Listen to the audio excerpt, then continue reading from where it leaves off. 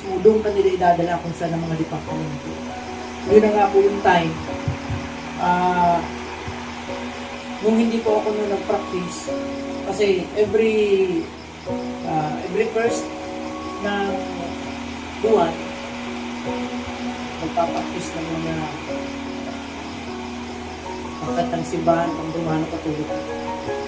Hindi ako pinalaya na po ako din ng Diyos. Dati po, oo, aktibo ko na mga believer pa. Kung hindi ko pa po nakilala ang Diyos na buhay.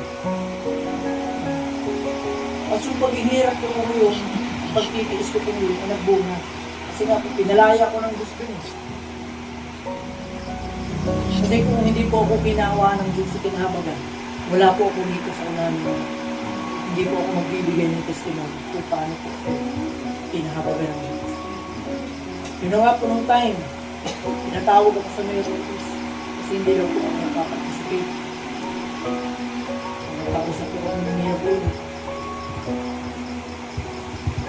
Pininto ko po sa kanya ang lahat, pinagdaanan ko. Kasi ang lahat naman po ay may solusyon.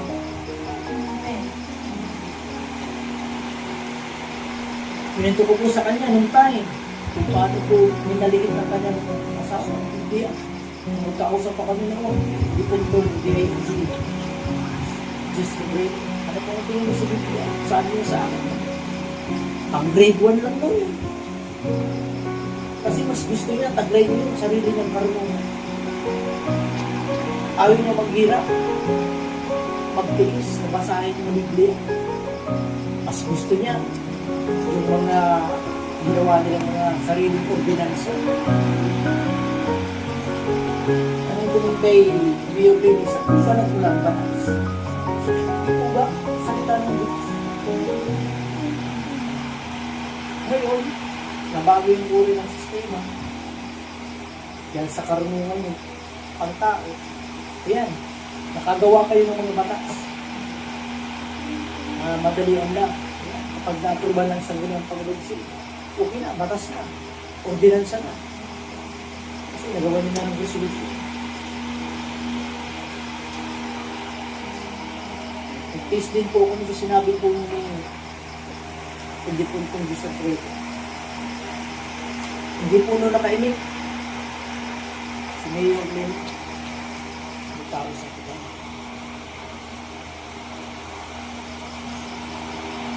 Yung head ko nga po kasi yung sabi niya sa akin, ang karunungan niya raw po, mga lang pa lang yung sa harapan ng Diyos. Sabi ko po nun sa akin, head, ito po yun.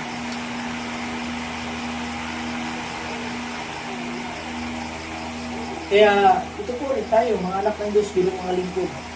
Nagtitiis din po tayo kung paano natin may bahagi, may pairating natin. Yung paligtasan. Diba ba? Maghahayo tayo. Ay parating natin kasi gusto natin makaligtas din tayo ng kaluluwa. Hindi naman magpadami ng libro. Diba? Amen. Isa po yun sa mga nagtitiis natin at paghihirap din dito. Turan lamang po natin kapag tagumpahin po natin yan, namigintang pala po tayo sa ating Diyos. Kasi hindi naman tayo pabayaan ng Diyos sa mali. Siyempre, tinawag niya tayo bilang kanyang mga lingkod. At may parating sa iba-iba't ibang banwaan, mga karatig bansa, kung kanyang ganang nasa dito. Ito ba? Talaga kung may kaakibat ng pagtitiis at paghihirap. Kahit sino man po yung makausap natin. Kasi yung tataglayin po natin ang karunungan ng Diyos Kahit mababa man yung pinag-aralan ng estado ng buhay natin. Hindi po yung kadlangan. Kasi ang Diyos mismo magsasalita sa kanila. Gagamitin lang yung ating katawan. Ang Diyos mismo ang magpapabukas ng bibig natin. Kasi ito po ba, naganap din sa unang mga tinawag ng Panginoon. Tayo pa kaya. Pero huwag po tayong matakot kung sino yung makaharap natin. Panalangin natin agad sa Diyos. Kasi alam natin ang estadong buhay nito, mataas. Tayo nababala. isang puri na po yun ang pagtitiis sa karunungan ng Diyos.